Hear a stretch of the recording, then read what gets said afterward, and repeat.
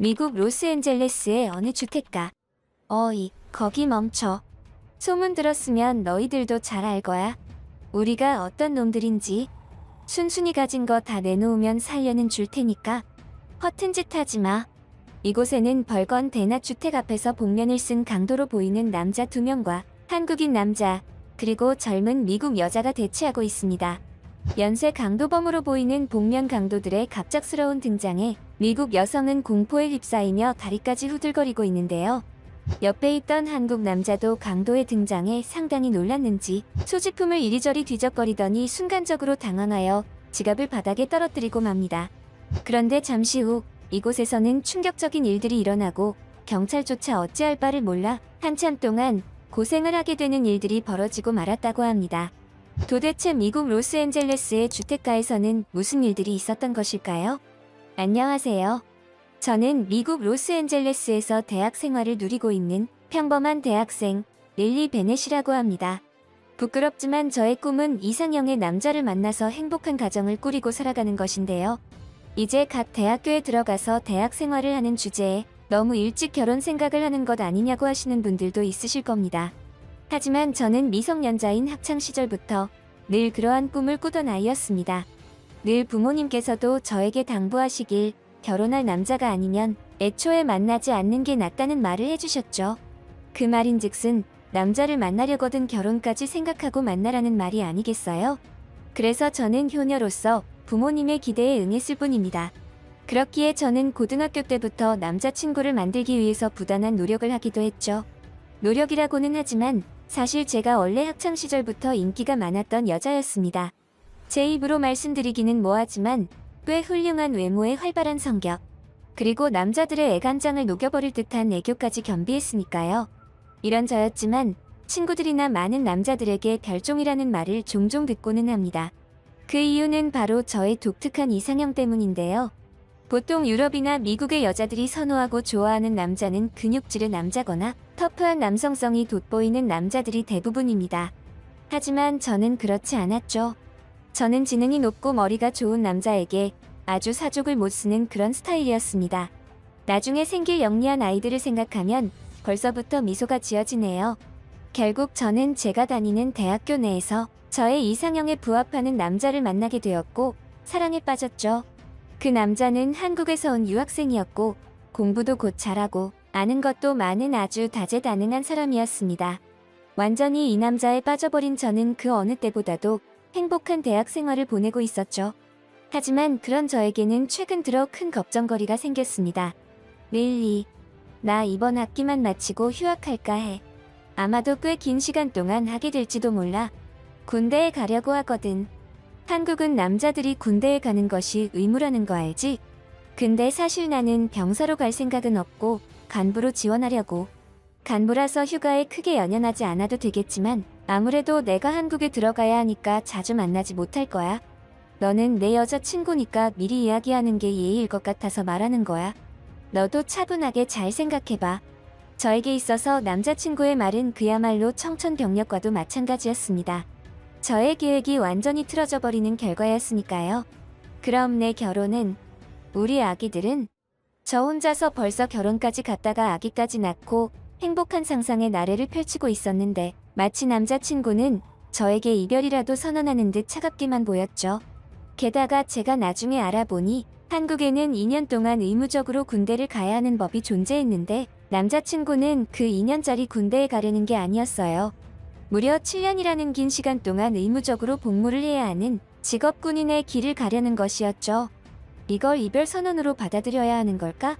물론 7년 내내 보지 않겠다는 말은 아니었지만 저에게 있어서는 그와 비슷한 수준의 발언처럼 들렸습니다. 하루라도 떨어져 있으면 보고 싶은 남자친구였으니 말이죠. 빠져도 완전히 푹 빠져버린 제 탓이었습니다. 그런 남자친구의 생각은 알지도 못한 채 혼자서 결혼해 아기에 아주 북치고 장구치고 난리도 아니었던 거죠. 한국의 문화에 대해 잘 아는 친구들 말에 의하면 한국에서는 2년짜리 의무 복무를 하는 경우에도 많은 커플들이 이별한다는 말을 들었습니다. 그럴 만도 하겠죠. 2년이라는 시간이 짧다면 짧고 길다면 긴 시간이니까요. 더구나 하루라도 떨어지기 싫은 젊은 커플들 사이에서는 더더욱 크게 느껴지는 시간이었죠. 저는 아주 심각하게 고민해야만 했습니다. 남자친구는 사실 크게 걱정하지 않는 듯 했지만 저에게는 심각한 문제로 받아들였죠. 제가 한국을 몇 번 가기도 하고 남자친구도 미국으로 오기도 하고 이런 식으로 어찌저찌 만남을 이어갈 수는 있을 겁니다. 하지만 그러기에 우리는 너무 절벗고 시간은 길게만 느껴졌죠. 그렇지만 이 남자를 포기하면 두 번 다시는 이런 남자를 만나지 못할 것만 같았기에 그러한 결단을 내리고 말았습니다. 남자친구를 기다리기로. 그런 남자친구와 지속적인 연인 사이로 만남을 이어가기로 말입니다. 하지만 그런 결심을 한 저를 주변에서는 가만두질 않았죠. 평소에도 대학교에서 남자들에게 대시를 많이 받던 저였는데 남자친구가 군대를 가버리자 그때부터는 기다렸다는 듯 다시 남자들의 대시가 이어졌습니다. 게다가 친구들까지 미팅이나 남자들과의 헌팅을 시도하기 위해 저를 이용하기 시작했죠. 그러한 방해 공작에도 불구하고 저는 꿋꿋하게 현혹되지 않고 버텼습니다. 몇 년만 견디면 내가 그토록 원하던 인생을 살 수 있을 것이란 생각을 하면서 말이죠. 하지만 그런 저의 결심은 결국 본의 아니게 무너져 내려버리고 말았습니다.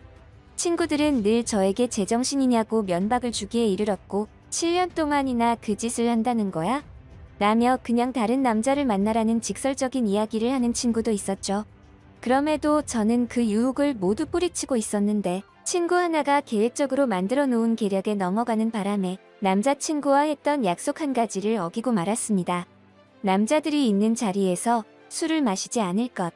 여자친구들끼리 만나서 노는 술자리라고 해서 나갔더니 그 자리에는 이미 남자들이 여자 쪽 숫자와 맞춰서 앉아 있더군요. 저는 곧바로 눈치를 채고 자리를 들려고 했지만 친구들에 의해 저지되고 말았습니다. 그렇게 저는 의도치 않게 남자친구와의 약속을 어기게 되었지만 한편으로는 내가 지금 뭐 하는 짓일까? 라는 생각을 하기도 했습니다. 왠지 내 자유를 억압받는다는 느낌도 들었죠.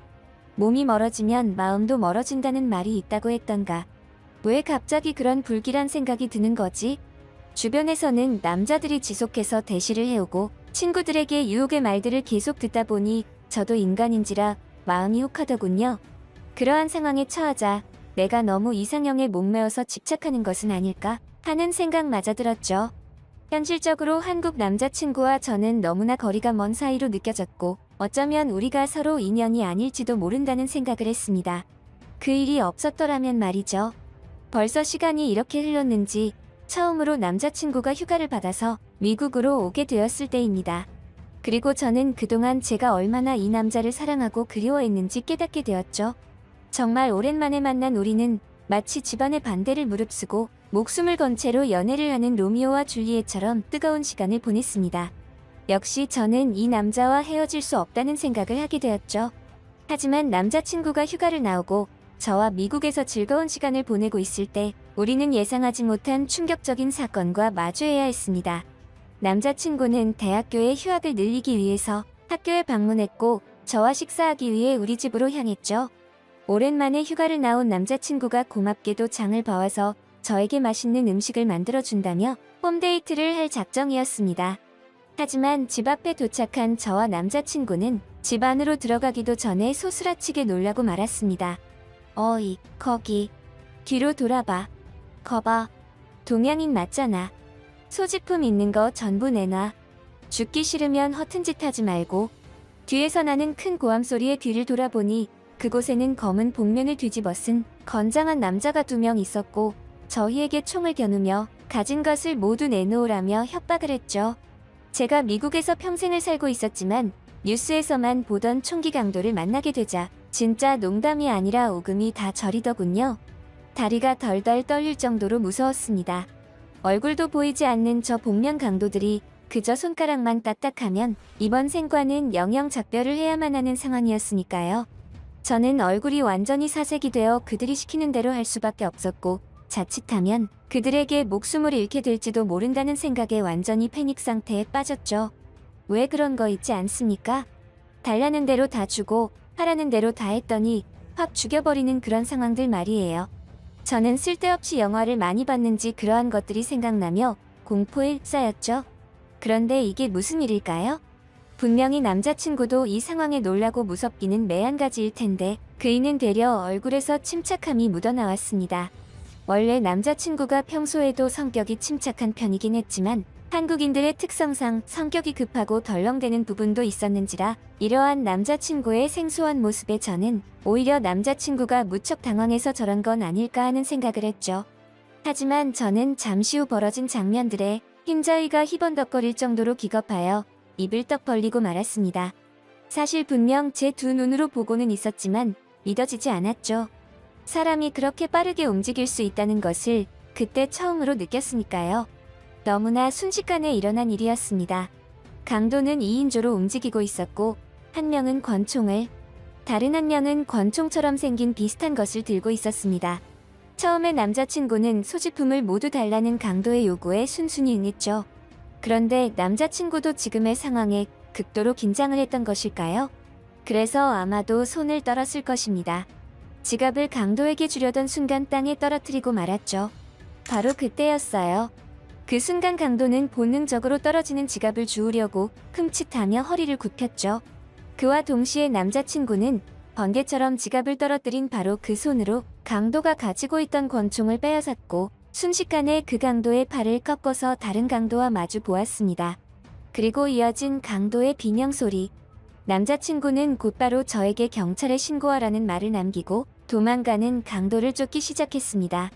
저는 너무나 무서웠고 겁이 났지만 순식간에 이러한 일들이 일어난 것에 더더욱 혼란을 느끼고 있었죠.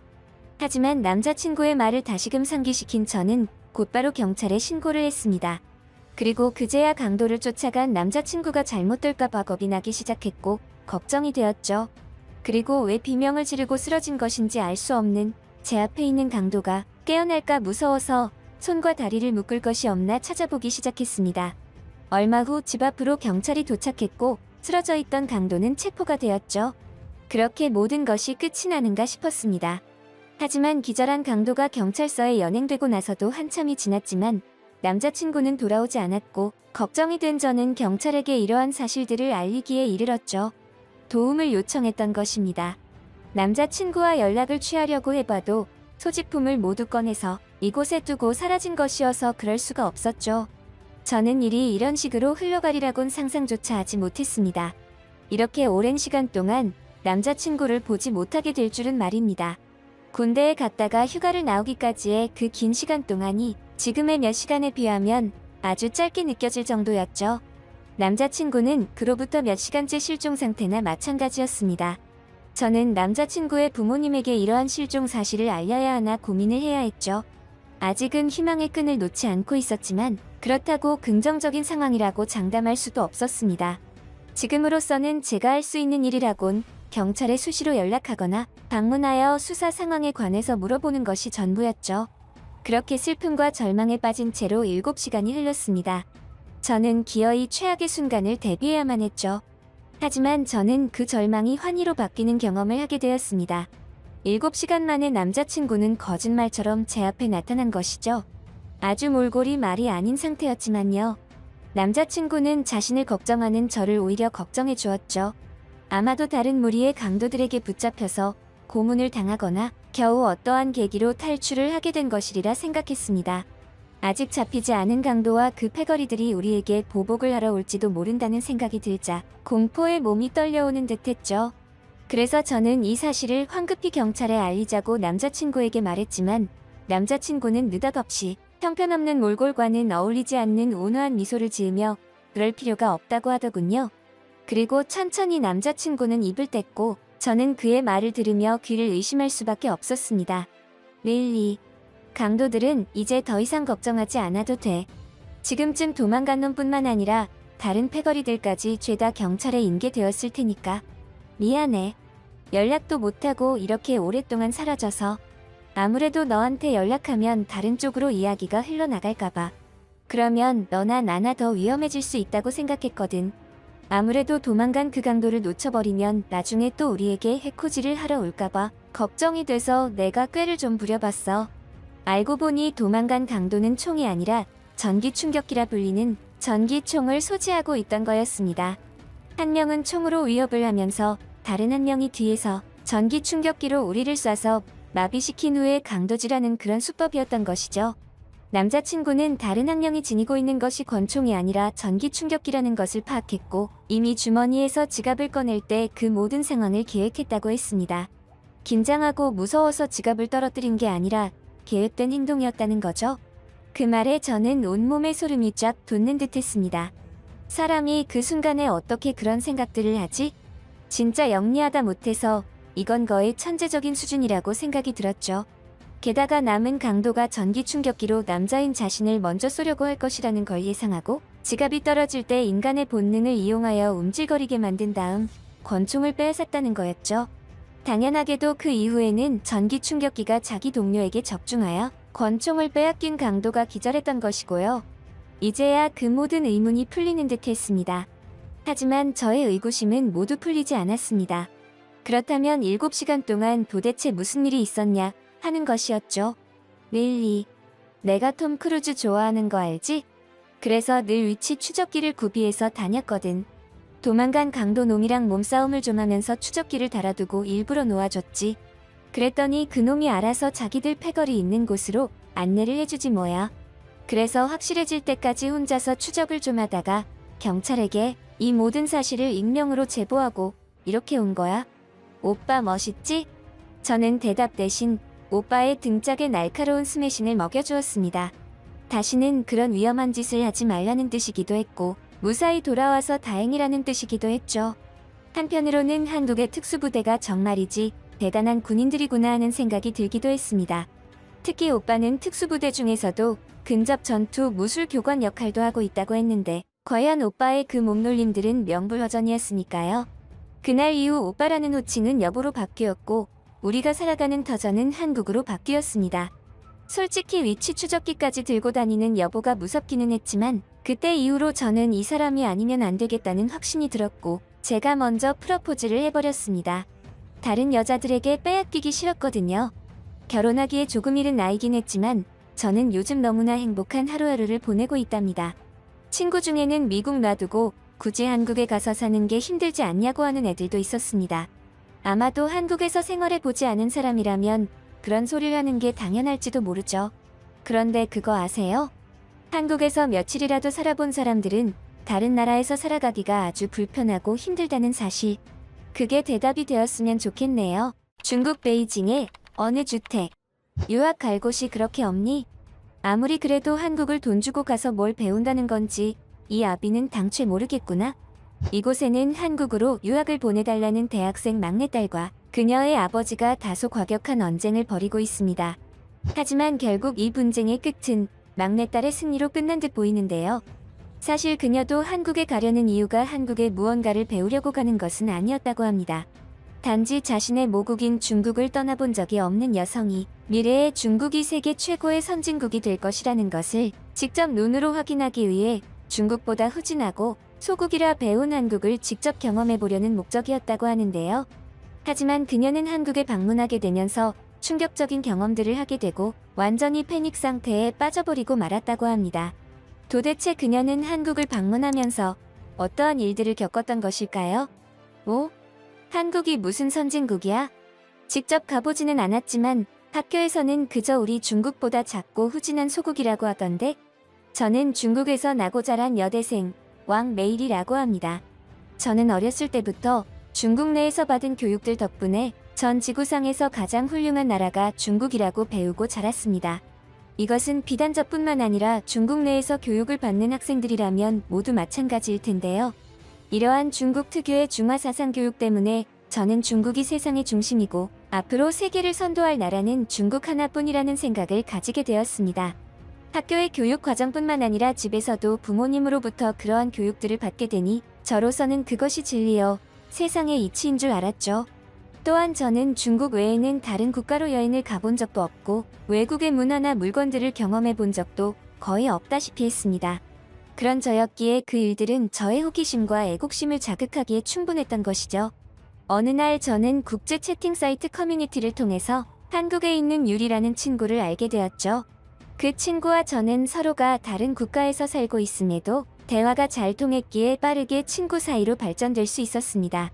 그런데 어느 순간부터는 그 친구와 대화를 하는 것이 조금씩 불편해지기 시작했어요. 그 친구는 은근히 중국에 살고 있는 저를 안타깝게 여기는 듯한 뉘앙스를 물씬 풍겨대기 시작했거든요. 오히려 제가 보여야 할 반응을 한국에 사는 그 친구가 저에게 보였던 것이죠. 게다가 유리가 이야기하는 이야기들 중에서는 한국과 중국뿐만 아니라 여러 세계 정세들에 대한 것들도 많았는데 그 중에는 거의 대부분이 제가 알고 있는 내용들과는 완전히 다른 내용들이 많았죠. 전혀 다른 세계관이었어요. 그러다 보니 처음에는 유리라는 한국인 친구가 조금은 이상한 사람이거나 지식이 부족한 사람이라고 생각했습니다. 조금 직설적으로 표현하자면 무식한 친구라고 생각했죠. 그도 그럴 것이 저는 중국에서도 명문대에 다니면서 그 중에서도 꽤 공부를 잘하는 편이어서 늘 상위권을 유지하고 있는 엘리트 대학생이었기에 더더욱 그러한 생각을 했습니다. 한국인 친구의 말대로라면 되려 중국인보다 한국인들이 더욱 선진 문물을 가까이 접하며 살아가고 있다는 것인데 이게 말이나 되는 이야기야? 세계 최고의 선진국이 될 중국인데 한국은 그저 중국보다 작은 소국일 뿐이잖아. 저는 머릿속이 복잡해짐과 동시에 오기마저 생겨났습니다.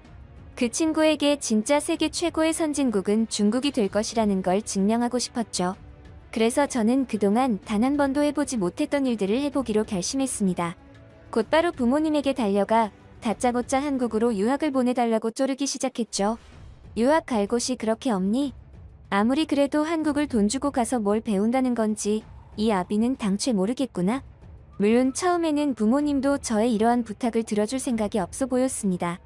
하지만 늘 그렇듯 부모님은 결국 저의 의견에 마지못해 찬성을 해주셨고 나중에는 거의 포기를 한 듯 싶었어요. 요즘 중국의 경제가 일시적으로 좋지 않아서 힘든 청년들이 많다곤 하지만 그건 저와는 전혀 다른 세상의 일이었습니다. 워낙 부모님이 예전부터 사업을 운영하여 부유하게 자라난 탓이겠죠. 그렇게 저는 기어이 한국으로의 유학을 가게 되었습니다. 그리고 채팅 커뮤니티에서 사귀게 된 한국인 친구 유리는 실제로 만나보니 제가 생각했던 것보다 훨씬 정상적이고 착실한 학생이었고 제가 한국 생활을 적응하는데 유리의 도움을 많이 받았죠. 하지만 한국에서의 유학 생활 중 저에게 있어서는 다소 충격적인 경험을 하게 되었고 그 경험은 제 인생의 전반에 걸쳐서 많은 변화를 일으키게 한 장본인이 되었습니다. 한국에는 놀라울 정도로 외국인들이 많이 보였습니다. 길을 걷다 보면 무조건 한 명 이상은 미국 혹은 유럽에서 온 듯한 서양인들이 보였죠. 내가 정말 동방의 아시아 국가로 유학을 온 것이 맞나? 싶은 생각이 들 정도로 특정 구역에서는 흑인, 백인을 비롯해서 전 세계의 국가와 민족들이 한국을 방문하는 것처럼 보였어요. 그런데 언젠가 한국 유학 중 사귀게 된 한국인 친구들과 술집에 술을 마시러 갔다가 아주 충격적인 경험을 하고 말았습니다. 그곳에는 이탈리아와 체코에서 온 남자들이 있었고 우리는 그들과 합석하여 많은 이야기들을 나누었죠. 하지만 모두들 즐거워하는 분위기였지만 유독 저만은 그러지 못했습니다. 그 이유는 다름 아닌 제가 한국인이 아닌 중국인 유학생이라는 것을 그들에게 말했을 때부터 무슨 이유에서인지 분위기가 미묘하게 변했다는 것을 느꼈기 때문이에요. 그것도 좋은 쪽이 아닌 나쁜 쪽으로 말이에요. 이탈리아와 체코에서 온 남자들은 한국인 친구들이 한국인이라는 것을 알았을 때는 매우 들뜨고 반가워하는 모습을 보였지만 제가 중국인이라는 것을 밝혔을 때는 얼굴에 티가 날 정도로 표정에서 실망감과 당황감을 표출했죠. 도대체 왜지? 왜 저들은 한국인 친구들에게는 다정하고 친절하게 대하면서 나에게는 눈길조차 주지 않는 거야? 그것도 내가 중국인이라는 것을 밝힌 순간부터 말이야. 혹시 중국에 대해 좋지 않은 경험을 가지고 있나? 혹시 우리 중국이 자신들의 모국과는 대립되는 경쟁 대상이라서? 저는 그럴지도 모른다고 생각했습니다. 우리 중국은 앞으로 세계를 선도할 최고의 선진국이 될 텐데 그런 우리에게 경쟁심을 가지고 있는 유럽인들이 있다는 것은 어떻게 보면 당연한 현상인지도 몰랐죠. 하지만 그렇다는 것 치곤 조금 이상했습니다.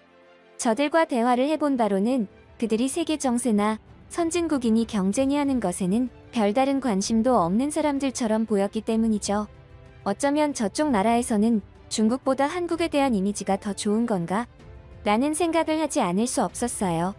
그 일이 있은 뒤로 아주 이상한 버릇이 하나 생겼습니다.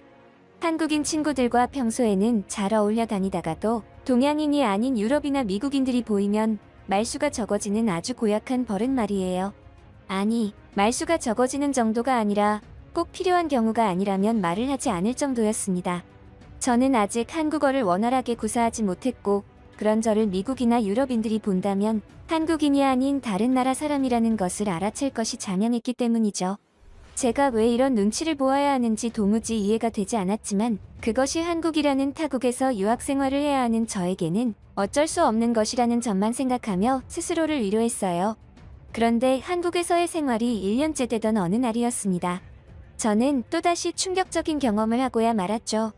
한국에서 1년이라는 시간 동안 생활하다 보니 한국인 친구들을 많이 사귀었는데 그 중에서 제일 친하게 지내던 친구 2명이 저에게 해외여행을 가자는 놀라운 제안을 받게 되었습니다. 이제 한국어를 조금은 능숙하게 할 줄 아는 정도가 되어서 한국 생활이 조금씩 편해지고 좋아지고 있었는데 뜬금없는 해외여행 제안에 어안이 벙벙했죠. 알고 보니 1년 전 술집에서 만났던 체코 친구에게서 자신의 모국으로 놀러오라는 제안을 받았다고 했습니다. 사실 저에게는 그 당시의 기억이 별로 좋지는 않아서 망설여졌습니다.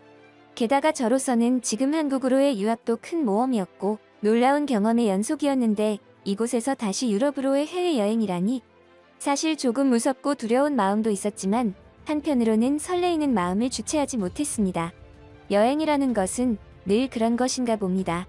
제가 경험하지 못한 곳을 경험해 본다는 것만으로도 우리의 마음속에 설레임이 생겨나니 말이에요. 그렇게 우리는 기어이 체코로의 여행을 떠나게 되었죠. 하지만 저는 체코 땅을 밟는 순간부터 놀랍고도 충격적인 경험을 하고 말았습니다. 체코에 도착한 순간부터 저는 아주 기분 나쁜 경험을 했는데요. 입국 심사를 위해 우리는 줄을 서서 기다리고 있었는데 과연 아름다운 풍경과 관광지가 많은 관광 국가라서 그런지 많은 사람들로 북적였습니다. 그렇기에 우리의 입국 심사 줄도 길게 늘어져 있어서 상당한 시간이 소요될 것으로 생각되었죠. 그런데 저와 함께 줄을 서서 기다리던 한국인 친구들은 무언가를 목격하더니 갑자기 저에게 "우리 먼저 들어갈 테니 천천히 오라는 말을 남기고는 제가 서 있던 라인을 벗어나 구석 쪽에 줄로 걸어가는 게 아닙니까? 처음에 저는 대체 무슨 이유로 저들이 이런 행동을 하는 것인지 알지 못해서 큰 실망감을 감추지 못했습니다. 저는 그들의 행동이 제가 한국인이 아닌 중국인이라는 외국인이기에 차별을 하는 것이라 생각을 했기 때문이죠. 한국에 있을 때도 하지 않던 텃세를 이런 곳에서 부리나 싶은 생각에 역시 한국인들은 제가 보고 듣던 대로 소심하고 이중적이구나 라는 생각이 절로 들 만큼 서운했어요. 그런데 저는 그런 생각을 하는 도중 충격적인 장면을 목격하고 말았습니다. 분명히 저보다 늦게 구석 쪽에서 줄을 서고 있었던 한국 친구들이 이미 입국 심사를 마치고 안으로 들어가 버린 것을 확인했기 때문이었죠. 그래서 이게 무슨 일인가 싶어서 이리저리 둘러보니 한국인 친구들이 통과한 입국심 4대 쪽을 보니 줄이 별로 길지 않았고 저와 같은 검은 머리의 동양인들만 줄을 서 있다는 것을 눈치챘습니다. 저는 그제야 한국인 친구들이 제가 여행을 많이 다녀보지 못한 것을 빌미로 저에게 장난을 친 것이라 생각했죠. 원래는 저쪽으로 들어가면 더 빠르게 갈 수 있는데 저만 여기에 남겨놓고 자기들끼리만 그쪽으로 빠져나간 것이라고 말이에요. 그러한 생각이 들자 저는 더 이상 원래의 줄에서 대기하며 긴 시간을 낭비하고 싶지 않아졌고 한국 친구들이 빠져나간 곳으로 거침없이 움직였죠. 어이구 저 애꿎은 한국 친구들. 내가 바보인 줄 알았니? 나도 중국에서는 나름 인재로 꼽히던 유망한 사람이라고. 이러한 생각을 하며 의기양양하게 한국인 친구들을 쫓아가려고 했던 저였지만 잠시 후 저의 앞에는 큰 벽이 가로막고 있다는 생각이 들 만큼의 좌절감을 느껴야 했습니다.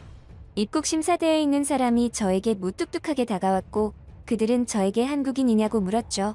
저는 왜 이런 걸 묻는 건지 당최 이해를 하지 못한 채 자랑스러운 저의 모국인 중국을 외치며 나는 중국인이라고 이야기했습니다. 그리고 내 한국인 친구들이 조금 전에 이곳으로 빠져나갔고 그들이 나에게 장난을 치기 위해 이런 행동을 한 것이라고 친절하게 설명까지 해주었죠. 하지만 그들은 저의 그런 설명에도 불구하고 여전히 무표정을 지으며 이곳은 한국인이 아니면 통과할 수 없으니 원래 대기하던 입국심사대 쪽으로 줄을 서서 기다리라는 말만 반복했습니다. 저는 그들의 이러한 반응에 매우 당황했고 부끄러웠으며 화가 났습니다. 세계를 선도할 최고의 선진국이 될 중국의 국민에게 왜 이토록 외국인들은 불친절하고 대우를 해주지 않는단 말인가. 심지어 우리보다 작은 나라인 한국인에게는 이토록 대우를 잘해주면서 말입니다. 그런데 그런 와중에 저의 분노감에 불을 지피는 장면을 목격하고 말았습니다. 한국인만 가능하다던 해당 통과대에서 노랑머리의 외국인이 통과를 하는 것을 목격했기 때문이었죠. 그럼 그렇지. 저것들이 지금 나를 우롱하고 차별을 했던 거였구나. 그러한 생각을 하게 된 저는 거의 뚜껑이 열려버렸죠. 노랑머리 서양인을 통과시켰다는 것은 분명히 중국인인 저만 차별을 하는 것이라는 증거와도 같았으니까요. 결국 저는 다시 해당 프리패스 입국대로 다가가 아까의 무표정 직원에게 따지기 시작했죠. 조금 전에 노란 머리의 서양인이 통과하는 것을 봤다. 당신 말대로라면 여기는 한국인만 통과가 가능한 전용 입국대라는 것인데 아까 그 서양인은 어떻게 통과를 한 것이냐. 이건 대놓고 나를 차별하는 행동이 아니냐고 말이에요. 그랬더니 그렇게 무표정이던 입국대 직원은 살짝 당황하더니 처음으로 인상을 찡그린 채 저에게 말했죠. 그 사람은 서양인이지만 한국으로 귀화를 한 한국인이었다. 아까도 말했다시피 이곳은 한국인 전용 프리패스 심사대이니 중국인은 저 옆에 있는 입국 심사대를 이용해 달라고 말이죠. 저는 정말이지 그 순간만큼은 쥐구멍이라도 있다면 들어가서 숨고 싶을 정도로 부끄러웠고 처음으로 제가 중국인이라는 것이 창피한 순간이었습니다. 그리고 난생 처음으로 한국인 친구들이 부러워지는 순간이기도 했죠. 중국인들이 한국 여권을 위조하여 외국으로 입국하는 사례들도 있다고 하던데 과연 그러한 일들이 일어날 법도 하다는 생각마저 들었습니다. 이것은 확실하게 중국인보다 한국인이 유럽 국가들에서 더욱 나은 대접을 받고 있다는 증거와도 같은 일들이었기에 저는 정신이 혼란스러운 지경이 되어버렸죠. 여행을 시작도 하기 전에 이러한 일들을 경험하자 그때는 무슨 정신으로 여행을 했는지도 모르겠습니다. 그러한 경험을 하자 저는 비로소 한국이 중국보다 소국이며 중국보다 못살고 잘난 것이 없는 국가라는 기존의 생각이 완전히 잘못된 생각이라는 것을 깨달았습니다. 오히려 중국은 땅만 넓고 인구만 많았지 한국보다 실속은 전혀 없는 빈 껍데기 같은 곳은 아닐까 하는 극단적인 생각마저 들었죠. 그러고 보니 한국은 위인들도 수도 없이 많았습니다. 과거의 위인들뿐만 아니라 현재를 살아가는 현대의 위인들. 하나같이 능력들이 출중하고 잘난 사람들이 많은 게 한국이었죠. 스포츠 계통은 말할 것도 없고 기업인들까지도. 제가 그동안 배워왔던 것들이 사실이라면 그렇게 좁은 땅에서 적은 인구를 유지하는 한국에서 이처럼 잘난 사람들이 끝없이 배출되는 것도 말이 안 되는 일이니까요. 저는 진심으로 이러한 현상에 대해서 궁금했죠. 왜 이토록 인구가 많고 땅도 넓은 중국보다 한국에서 더 유망한 인재들이 나타난 것이며 세계에서 더 인정받고 대우받는 것인가에 대한 현상들을요. 그래서였을까요? 저 나름대로 큰 충격에 휩싸여서 그런지 한국인 친구에게 이러한 고민을 솔직하게 털어놓게 되었죠. 그리고 돌아온 그 친구의 말에 저도 모르게 긍정의 고개를 끄덕이고 말았습니다. 글쎄, 나도 그렇게 자세한 세계 정세나 경제에 대해서는 잘 모르지만 혹시 이런 게 아닐까? 우리 인간들이 살아가는 세상도 그렇잖아. 어떤 사람이 특별한 대우를 받는다는 것은 그 사람이 특별한 선택을 해온 결과물이라는 것.